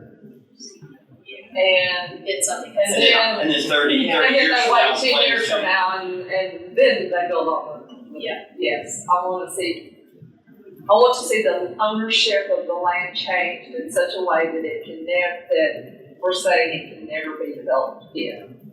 Either by a deed restriction, by going into an HOA or something. I think a lot of the primary would be used for stormwater credit, so it would be into it's an easement that would not be allowed to be disturbed. Some of the others, I'm not sure if claim those credits, but the primary would be used for stormwater credits primarily. So explain to me, Joshua, there was a discussion about wetlands or drainage. I didn't follow very closely. And then there was pushback on the open space with 3+ attached units. Right. Yeah. We talked a little bit about Yeah. that afterwards, that it might have been back Yeah, that's reading to say if you did 3 attached units, you would have to Like a leave town. open space. And I don't think that was our team. I think I did. Robert was talking about, Jim, and I'm not familiar with it. Maybe you are. The wetland, Yeah, wetlands. disconnected wetlands. I didn't. I didn't follow the discussion. Did you, Jim? I didn't. Not really. I just bring it up if there's something I missed of importance. There are wetlands like Turkey Creek where they are separate, but they're all connected. And Yeah, then there are wetlands. On Adams Farm, he has a small wet area that would be a wetland. Yeah. That in years past, TDEC has said that is now a classified wetland. so was it more of a discussion of expanding the definition of wetland?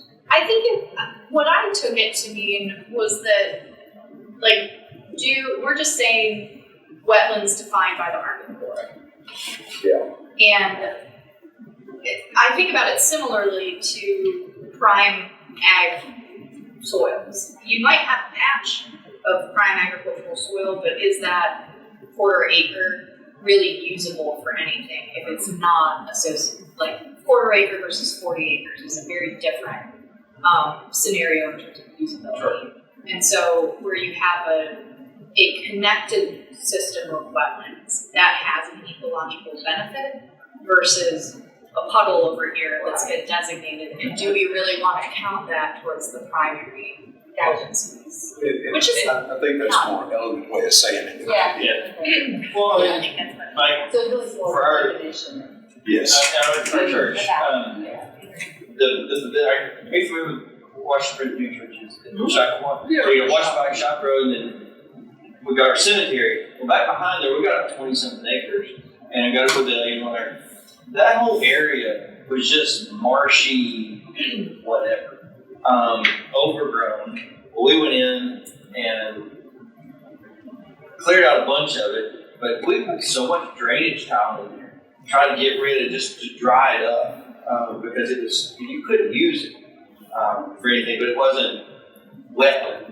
It was just the topography and the drains and everything, just like all the water just came right there. We had to go all the way back and put in the whole system of drainage tile, trying to get rid of all the water. I think from, But now it's actually usable space. I think from the development perspective, they were getting at TDEC has the pipe outlets where there's a low area that stands and then there's cattails.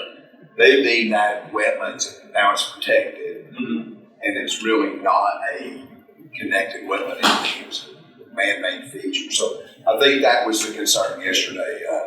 Ditch lines along our roads, they have deep wetlands that now all of a sudden they're protected, you gotta get permits to clean them out. That's not, and it was never a wetland, it's a man-made feature. So I think defining what a wetland is what they were after.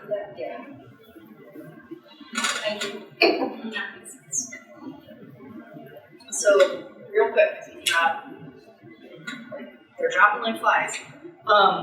We're still here. I know, diehards. So, okay, we talked about classification. So hillside protection.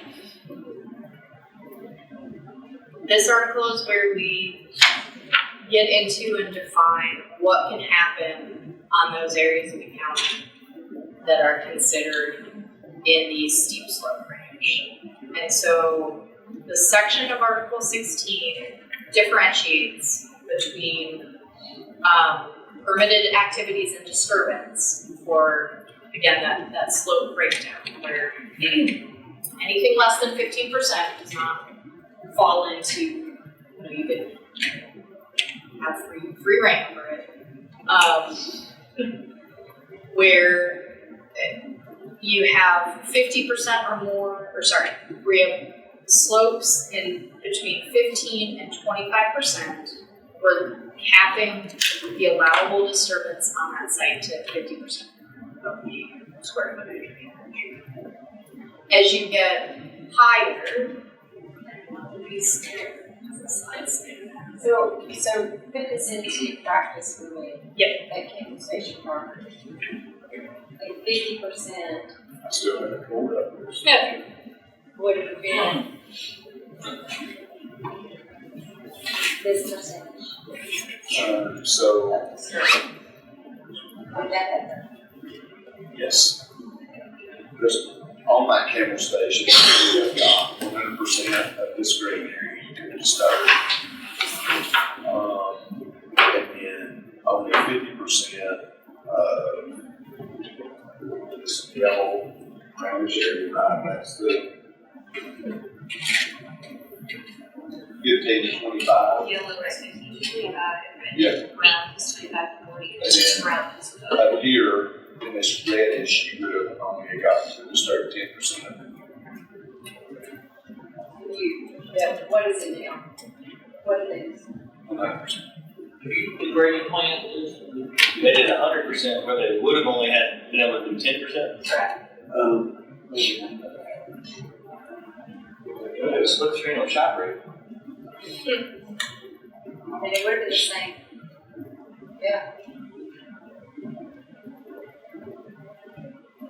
Yeah, there's, I think I overgeneralized here because between 25 and 40%, you get 20% disturbance. And then 40 is 10. So we're not saying we're limiting the disturbance, but we're not ever saying you can't disturb anything. So there's that allowance.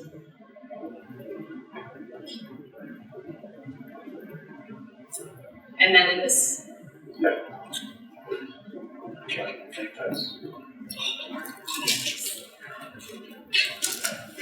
Don't you, I think that's good. I mean, I think that, Yeah, well, I mean, I think it's a big benefit So, from the challenges we see. so what you're saying is Campbell Station Road and Shike Road both would have fallen under these restrictions. yes. I know Shike Road would have. Yeah, I'm not I mean, real it's familiar from- with shop and how steep it is. Well, from Shike to Elliston. And now it's all been graded. would have impacted development. Practice, yeah. Yeah. You see, all of this steep up here. Of course, they did leave some common area there. But like all of this is getting up into the steepness. They would have only been able to City, right? start. You know, it was rezoned, not by Scott Derrick, and they bought it from somebody. Well, Shike Road? Now this is people. Oh, they're good here. Cut back into the slope. They could have done that up to the slope.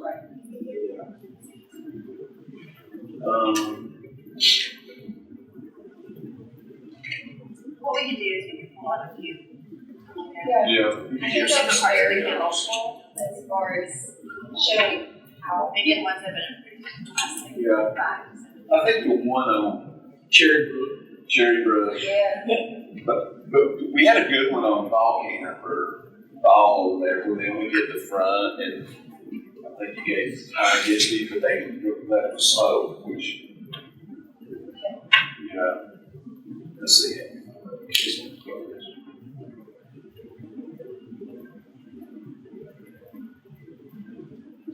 Because the one on Shike was rezoned in 2004. Yeah, I think it was done back in 2003. And that's I've got a real issue if we don't have a concept plan, design plan, there's no intent, hey, we're ready to break ground on this. We just want to rezone for marketing purposes. No. Because this was done back in 2003 and they tried to get it up to 3 units an acre, and then it was done in 2.5. So the guy said he'll do it, and now he just turned it over to Scott Scott purchased it, whatever. Moving on it, but I mean, because that's the goal. we We had said we no. want to enhance our land use policies and regulations. We want to look at what worked in the past and what didn't work in the past, and make sure that we're not, just repeating. Well, when they rezoned back in 03, it's like, okay, here you go. And now, if the rezoning would come before us now, Brian just tried to say no because Shike Road can't handle it. One of the logging trucks yesterday, he did a better job. He actually pulled from Shike Road into the church parking lot, traffic, pulled into the church parking lot, and then jacked it back into the road to try to make the turn. Of his stools, one was in the road, one was in the ditch. But he made the curve. I mean, that intersection's too narrow. But either way, we would have put conditions on that rezoning that would have helped some of this. I would like to think we did. But Explain which top structures must be set back so they're not so limited. How do you do it? Yeah. So they aren't building on the peak. Yeah. They're down below the peak, so you don't see. Gotcha. Yeah. And then there's a universal height cap, regardless of the underlying zoning district, that you can't exceed for The setback is measured from the peak. The setback? Oh, for the structure? Yeah. Yeah, it's almost like a seven. Imagine this is gonna be a platted subdivision, so not, someone building one house on 100 acres. So right now, the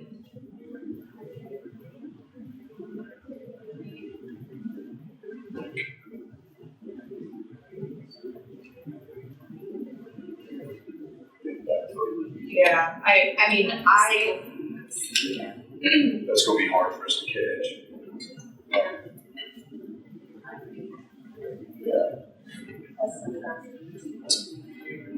so right now, we have the applicability is that it would apply to all development, including new construction, additional grading, and subdivision on any parcel that's located within an established area.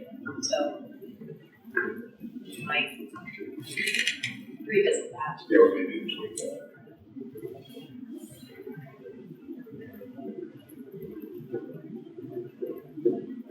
So I could envision something coming in, showing just a side plan, with no topo, some build my house here, and we just check setbacks.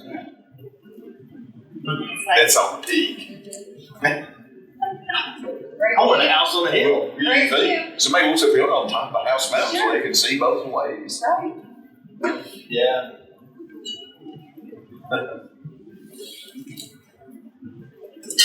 Okay.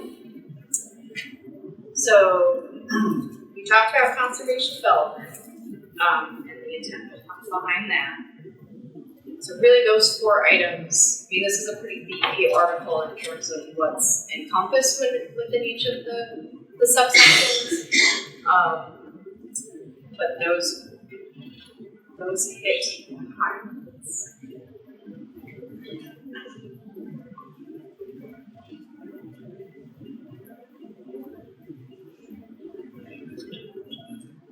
So,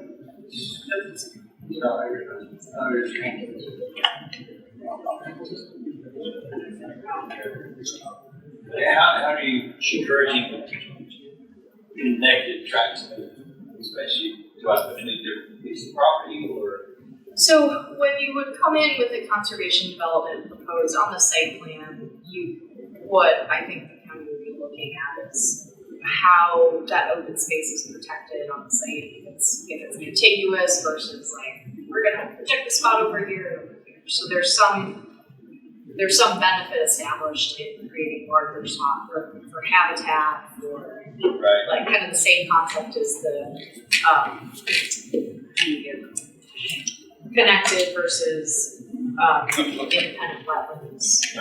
I guess I like the word conservation, but I guess my question is, if you're looking at conservation, because I think the idea of a conservation subdivision was put like, oh, we'll work more in the rural areas because we're conserving so much of this property. But then you end up putting 50 acres worth of development on 10 acres. And that's supposed to be a rural living type scenario, and well, that's not rural living at all. It's clustered and tight. I mean, I get the idea of conserving the open space, which I like, but then at the same time, you have the houses, which it's not, it has nothing, it has no rural character to those houses at all.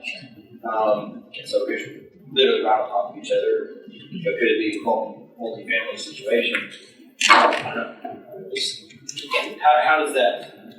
Well, I think that was one of the reasons why we weren't allowing, and we still are not allowing conservation development as an option in the agricultural rural districts. Well, yeah, I mean that's like rural. I mean, Because you want rural. to That's large populated. You're talking about like a rural residential. Is that the scenario? Because if the rural is in the name of the zoning district. And so if you say, okay, well, we're going to take 50 acres and put in rural residential, but we're going to take all the houses and put them on 15 acres, and you know that's Right. where we lost the rural in that design. You kept the property in the open space, but you probably put all the residential right there on the road, which changed the entire character of that area. You then require a further setback for, if you're gonna cluster the houses like that, further than the road, you want, how do you keep the rural in that There are zoning district? buffering requirements for conservation development, as part of the layout of that development. So we could definitely look at, beefing that up or making sure that if we're talking about specific zoning districts to. And in that rural residential, is there still a minimum lot size? The minimum lot size, there's no minimum lot size. So the minimum lot size requirement is alleviated. There's a setback reduction because if you go to a smaller lot size, in theory, setbacks are going to need to adjust to allow development on a smaller lot. So even in rural residential, there's not a minimum lot size. if you apply a conservation development option, if you're coming through that optional process, You're just leaving 50% of it open space, clustered. There's no minimum lot size, no setback. But the trade-off is maintaining protected resource, maintaining that open space. The goal is to acknowledge some community benefit there in preserving those areas we don't want developed. And the carrot is Acreage minimum requirement. for that development. I don't think we Minimum size. minimum acreage, like Minimum lot size. total Minimum. acres. Yeah, minimum. Yeah, there are minimums, I think 20 acres, maybe. I don't Does it depend, remember. like 50% of what? I think we talked about it. Yeah, because I mean, if you're, 50% of 20 acres. There's some minimal development sizes to apply for. But if there's no minimum lot size, no minimum setback, I would want to. then my question, okay, well, let's say there's the minimum acreage of 20 acres, but you have 60 acres. Well, now you've taken 60 acres worth of housing, you've clustered it, but you've clustered it, I mean, if I'm a developer, yeah, I'm gonna cluster it. The economic thing I could do is cluster it, no minimum lot size, no minimum setback. I can cram everything up really close to the road and all utilities. I'm not stretching anything out to the backside. I mean, it's exactly what you're seeing on Roberts Road. Because they're clustering and you make everything as profitable as possible because I'm going to cut my costs because I can cluster everything tight.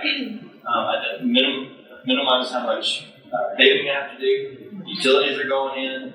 Everything's up front. There is no downside for me to do a conservation easement. Like there's no give. I think the thing is they gotta have one of the features. You Yes. can't just do a concept without a feature. You gotta have a steep slope. You gotta have a floodway. You gotta have a well. The property has to qualify for conservation. Yeah, so Roberts Road would not qualify for it. They would not qualify for. Unless they had those, well, it's only on the primary features too, right, Alan, cinema. Well, we kind of reiterate in the qualifying conditions section that where you have slopes 25% or greater, any portion of the property lies within 100-year floodplain. There's a Tennessee Valley Authority flowage and electrical transmission easement. It's adjacent or abuts an active working agricultural industry, or contains riparian buffers for karst, endangered species, habitat, historic cultural sites, stream, river, yeah, so we go back through, like, these are the qualifying conditions that you could come in and exercise in conservation. We also apply this to a case that we. Yeah. Yes, that's it.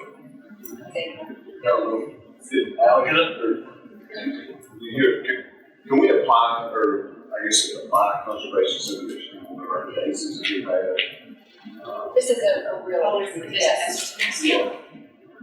Because I'm just thinking of a situation where, if I were applying for this, because there's a lot of benefit economically for a developer to want to do this. And so I'm just thinking from an applicant going to BZA, say, hey, I need to do this. Okay, what's your hardship? Right? Where's the hardship that says you need to do this? Because this is going to be much more profitable than me saying, okay, you have a minimum lot size of 6,000, 7,000 square feet. Right, so you have a 7,000 minimum square foot lot size. Oh, well now I'm forced to spread it out a little more. Yeah, it's a decent, it's okay lot size, but I'm still gonna spread it out. And I'm being a little selfish if somebody has to maintain the roadway network. It helps us to condense it too, though. sure, I mean, the more we spread that road out, the longer that road is, the more that we have to provide maintenance to. So there's a balance there. I agree, but it's tough. I mean, I can see your side of it. I mean, In 20 years of doing development, every site that gave us problems has had steep slope associated with it. Roberts Road, you can never have an issue with that development because it's flat. right. They're going to maintain erosion. We'll never have an issue there. You probably might not have any potholes because there's no standing water. It's always going to be the steep slope. So selfishly, I want them to stay off the steep slope. So it is a benefit for me and my staff also. But not. I was just trying to figure out, well, should there be, there are requirements before you say, oh, I'm going to do a conservation easement. Your concern's coming from a place of the rural landscape. Because we want to preserve the open space, but we also want to preserve the character. But to their point, those properties have to qualify, so that's where we need to focus in on where those qualifications are. That's where we're coming from.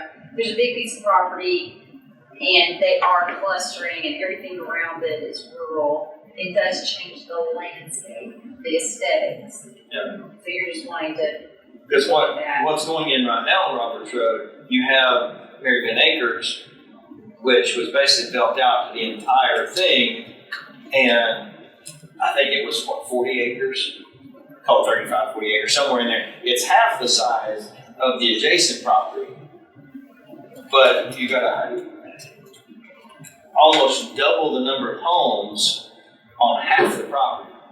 So you got the footprint of the one going in next to it, the footprint of the development plan is half the size of Mary Van, but with twice the number of homes. So totally different look and feel. No, they're complete opposites. So I think Mr. Frazier's qualifying features there is. Yeah, definitely, qualified features are.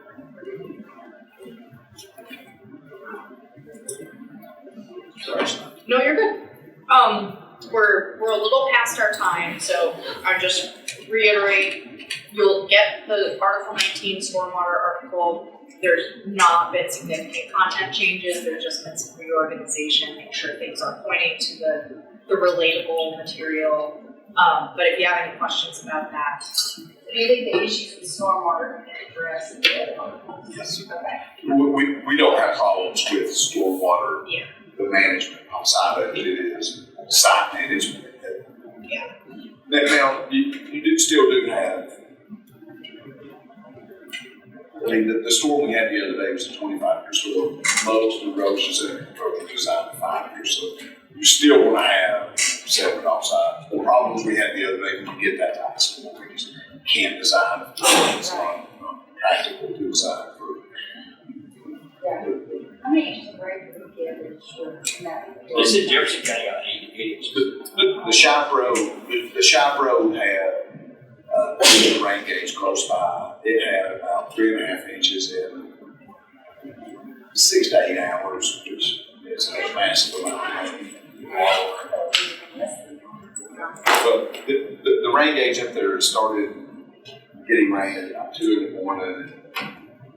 kind of, it went all the way to about noon the next day, but it had slowed down the last couple hours, was just barely any.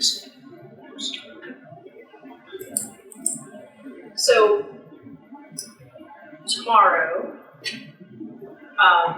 we'll be distributing these 5 articles, presentation, that memo on changes to the zoning districts, and you'll have links to surveys that correspond with each article. So obviously, we'd love your feedback on all of the articles. If there's 1 or 2 in particular that you're really focused on, then you can kind of pick and choose what you dive into in your review. And again, the questions that we're asking for feedback on the surveys correlate to the information you presented today, but then there's opportunity for more.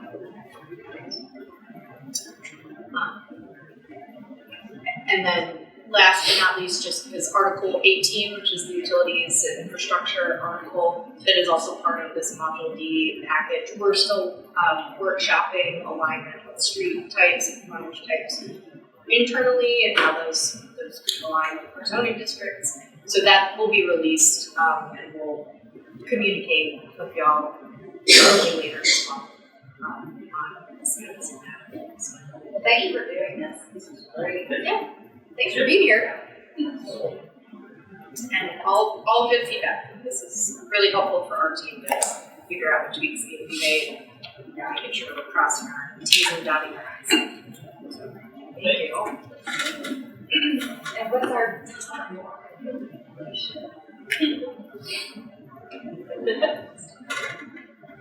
You're gonna send me another vacation.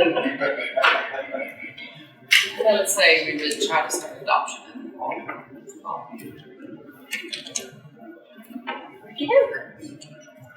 Thank you very much. Did you really spend that much time on signs yesterday?